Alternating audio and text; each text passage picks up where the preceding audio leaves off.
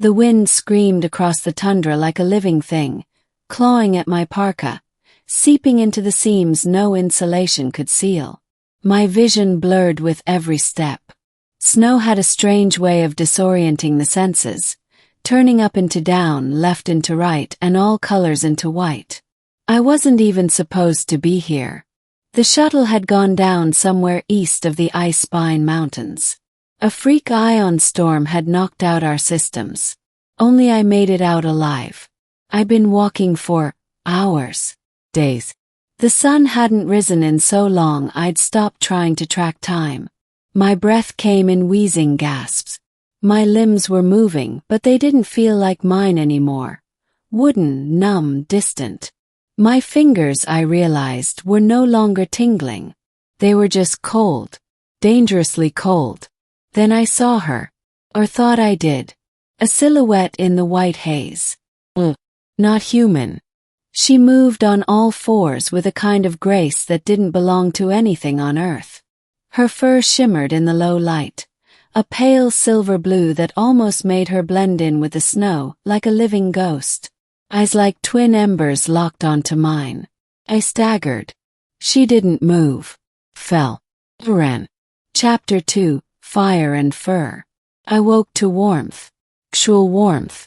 My cheek pressed into a bed of thick fur. Something crackled nearby, a fire.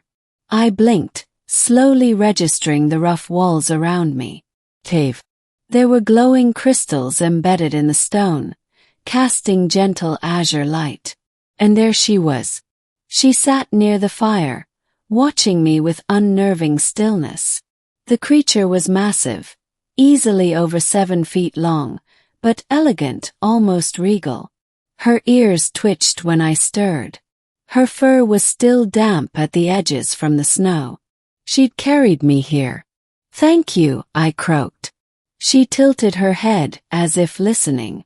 Then patted over on silent paws and nudged a pelt closer to me with her snout. "You understand me." No reply. But she didn't have to speak. Her presence radiated intention, purpose. I wasn't just some stray she rescued out of pity. She was guarding me. When I sat up to reach for my gear, she moved between me and the entrance, her tail lashing low. "I'm not running off," I said gently. She bared her teeth. Not a threat, more like a warning. Chapter 3, The Scarred Ones. Days passed. Maybe more. The blizzard raged outside, but the cave remained safe. I learned to mimic her rhythms, waking when she did, eating what she brought me, a surprisingly edible mix of cooked root and meat, and staying inside when she blocked the path with her body. She never left me alone. Not once. When I woke, she was beside me.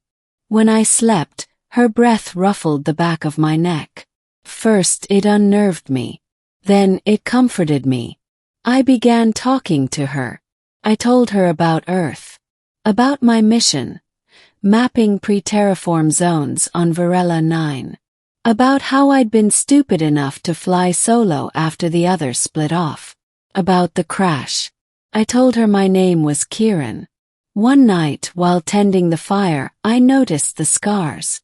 Dozens of them, lining her flanks and shoulders. Bite marks, claw slashes, burns. All healed but ugly. "What happened to you?" I murmured. Her ears twitched. Her eyes softened just a fraction. "You've been hurt before, like me." She lay down beside me. Not touching but close.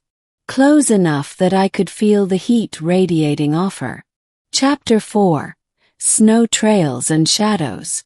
Eventually, the storm began to ease. The snowlight grew brighter. I knew I had to try and make contact again. Maybe find a distress beacon in the wreckage. I began assembling what was left of my pack. Quietly, she watched. Then, as I neared the mouth of the cave, she rose and blocked the path again. "I have to go," I said, placing a hand gently on her thick neck. "I have to try. Someone could still be looking for me." She growled deep and low. "I'll come back," I promised. You saved me. I owe you everything. She didn't move. I stepped forward. She pressed her forehead to my chest hard. Not as an attack, as a plea. And then, slowly, she let me pass. Chapter 5: Wreck and Ruin. The snow was deep, but manageable now. I followed landmarks, bits of memory, and eventually stumbled across what was left of the shuttle. Charred debris. Twisted steel. No survivors. I found the beacon, battered but functional. I triggered the emergency code and sent my coordinates, then turned back toward the cave. That's when I saw the tracks. Not hers. These were heavier, lighter, made by something that didn't pad through snow but stomped. My gut twisted. Hurried back. Smoke curled into the sky. Chapter 6: Blood and Ice. I ran the last mile. Stumbled. Fell. Crawled. The cave entrance was scorched black. Inside, chaos. The fire pit smashed. Pelts shredded. Blood smeared on the stone. She wasn't there. Followed the trail. Over hills, across frozen streams. And then I saw them. 3 creatures like armored bears, tusked and snarling, surrounded her. She was bleeding from her shoulder, her leg. But still standing. Still protecting something. Me. She had led them away from the cave. I didn't think. I screamed and threw the flare I'd grabbed from the wreckage. It exploded in a burst of red light. The beasts roared, staggered back. She leapt. A blur of silver fury. I grabbed a sharp crystal and lunged, slashing at one of the monster's eyes. It shrieked and fled. The others followed, limping, snarling.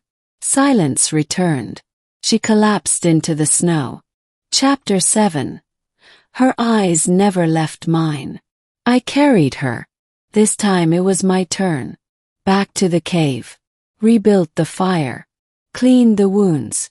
She never took her eyes off me, even as pain racked her body.